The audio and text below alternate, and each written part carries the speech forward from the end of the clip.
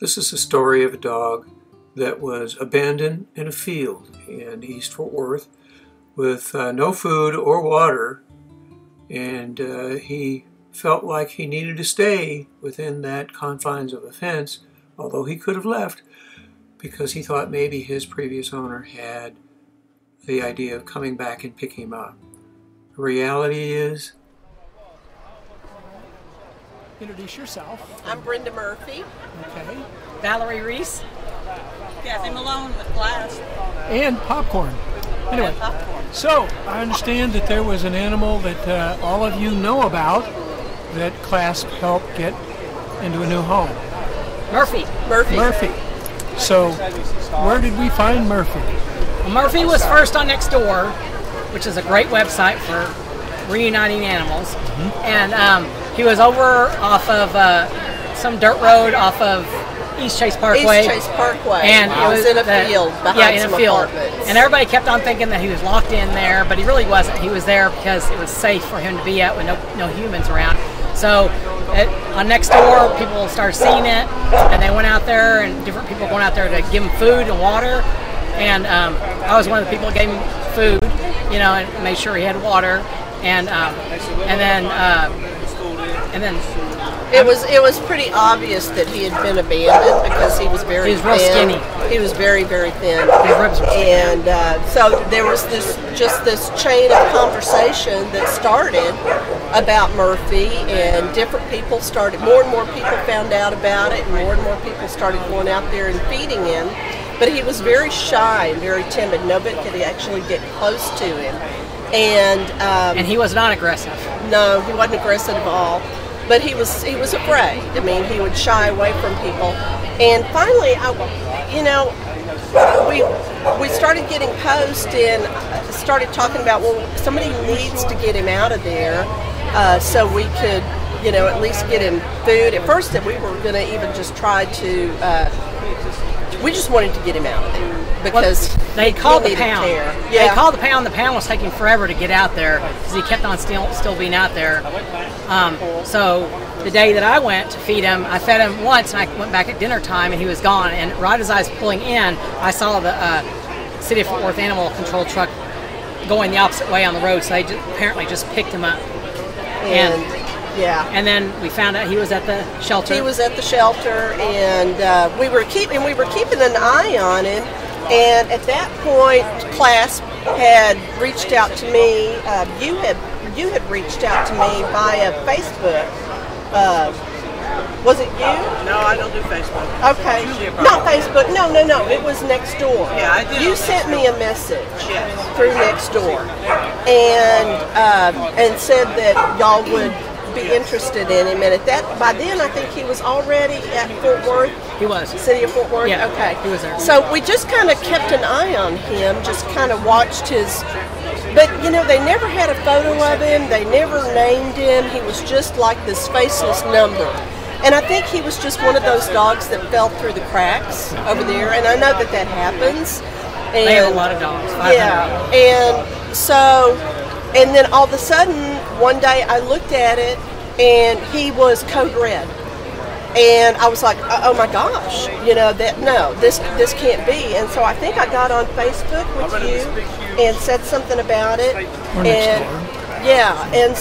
then there was a bunch of people saying they want to go pick him up. Right. To pick him up. Well, the problem was, though, I mean, he was like code red. They were going to euthanize him either that day or the next day. And so you got him tagged. So they got him tagged, and so it became the challenge was to pick him up. And so most people were working. You had a crate. I had a crate.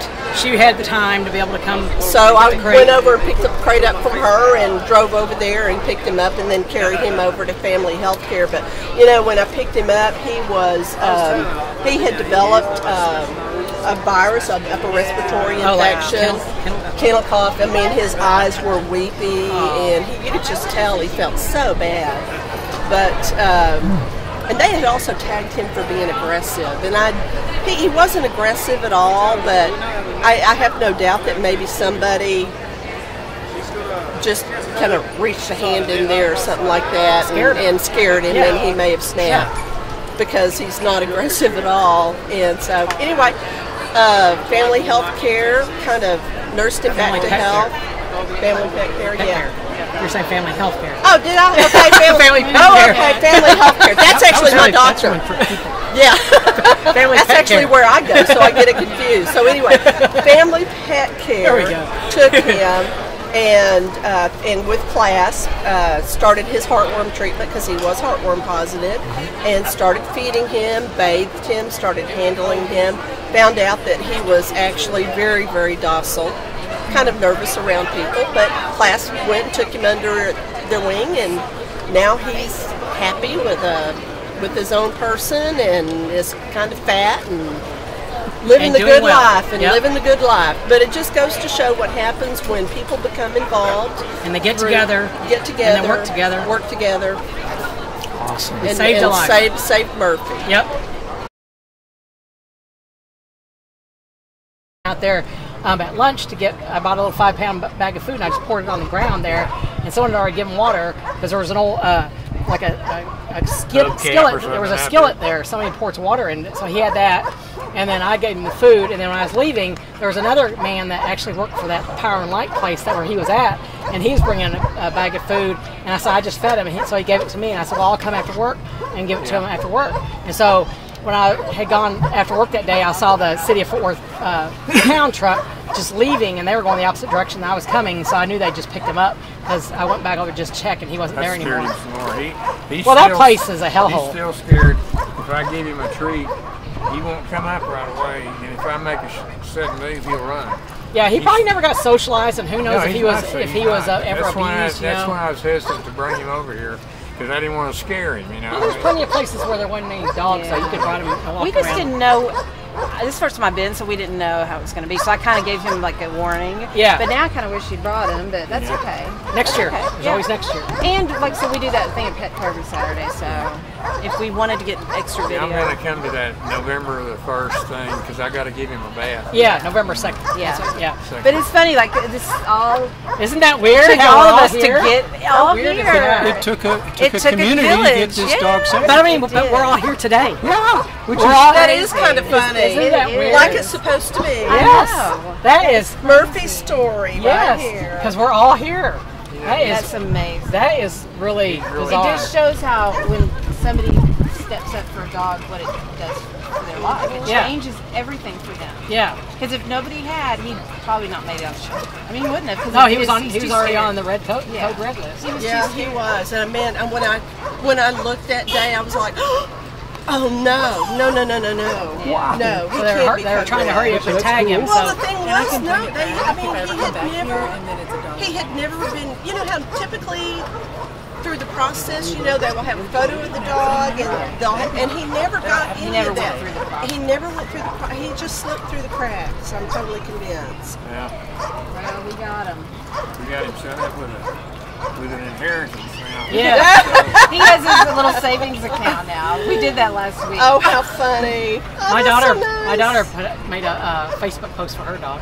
He has his own Facebook page. Oh, that's so cute. I think he wants to film you too. He's Well, doing a video. We're going to wait till Murphy's in the picture. We're here today at Z-Bones Dog Park, and we have a dog that was, well, let's just say he was left to fend for himself.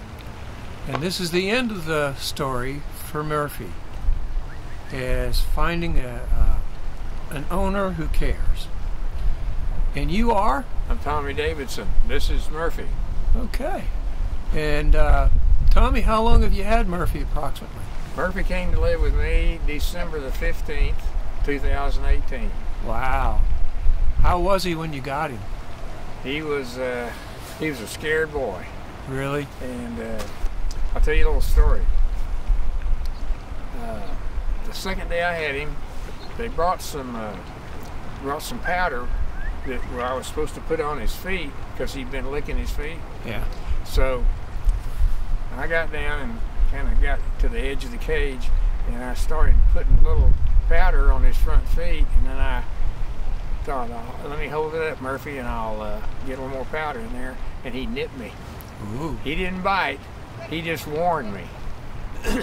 So that's how we got started, and so that was, well, it'll be almost a year ago now. But and now he sleeps in my bedroom with me. He's got a bed in there. He follows me everywhere I go, and I finally, several months ago, I can open my sliding glass on my patio, and he'll follow me right out in the yard, and he likes to do his business out there and everything. Yeah. And then when he gets ready to go back, he just goes back in the house and gets in his cage. His cage is his security, of course. Yeah. And I change his bedding about once every week and a half or so. And we've come to the point now to where I can hug him and play with his feet, whatever, because he trusts me, of course. And he's my boy. Yeah, he just left a dog grooming place where he had his bath. Is that? Oh, yeah. We try to do that on a regular basis. He's got a little allergy problem, and we got some special shampoo that we use for him. Wow. So he's got a big backyard and a chain link fence all the way around it. Uh-huh. But high winds. If the wind's blowing pretty much outside, he won't go. He's scared of it. Or if you made a sudden move that would scare him, yeah, he'll probably never get over that because he was never socialized. Yeah. And he's scared of if I have him in the front yard and my neighbor walks out in his yard, it'll scare him. Or a car coming by. Yeah. So well, sir, how's it changed your life? Well, when Julia asked me about this, I just lost my pet of 8 or 10 years. Oh, yeah. And it was just she and I. It broke my heart. And I didn't think I could ever. I haven't replaced her. No. But he's been a joy to me. He really has. And he's kind of filled the void, and I hope that I filled his void. You know. Oh, I think you have. I think he weighed 84 pounds when I got him first trip to the vet, and now he weighs 93. Wow. So he's a big boy. Yeah. But he's good. Now, he doesn't bark unless the mailman comes and drops mail in the slot. That's just letting you know. Or he's got such an acute hearing that anything outside that he thinks shouldn't belong there, he'll bark. Yeah. And if we're watching TV and they advertise Halloween and the doorbell rings on TV, he starts barking. So I told him, I said, Murphy, Daddy disconnected the doorbell so you wouldn't get all excited. Well, thank you for so much on not only allowing us to interview you and Murphy, but for caring enough to bring another member of the family in. I've picked up a lot of dogs off the street, taking them to.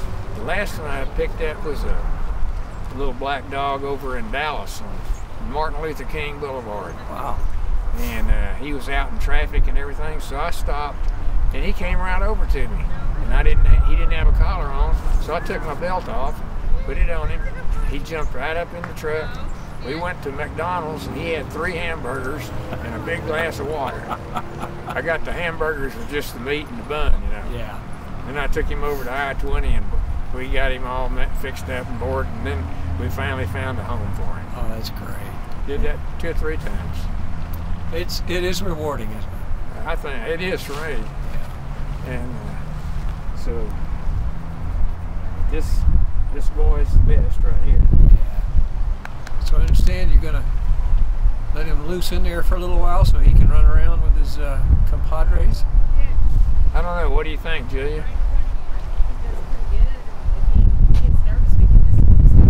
You just put him in there and drop the leash? Well, I think we'll take the leash off. I think he's proven to do pretty well. I think he'll do fine. And if I can run around with him. All right, you ready to let him go, Dad?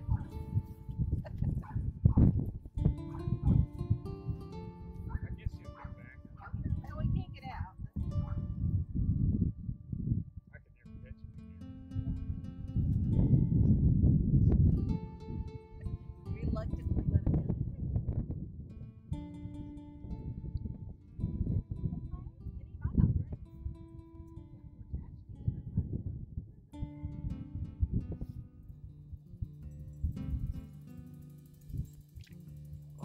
to smell this.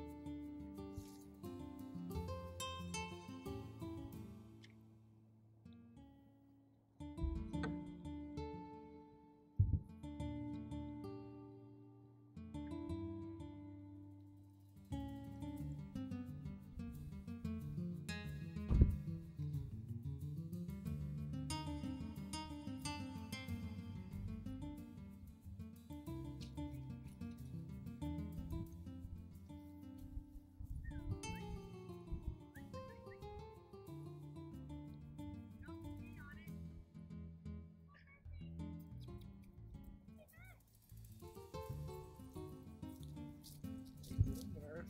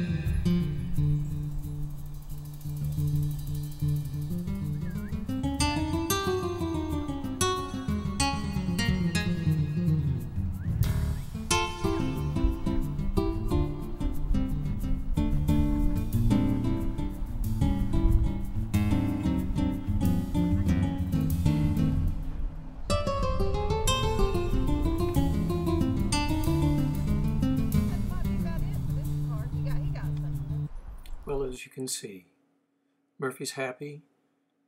He has a family. He has people who can care for him and he can trust.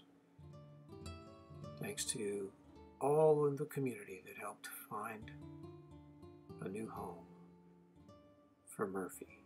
And thanks to CLASP for following through.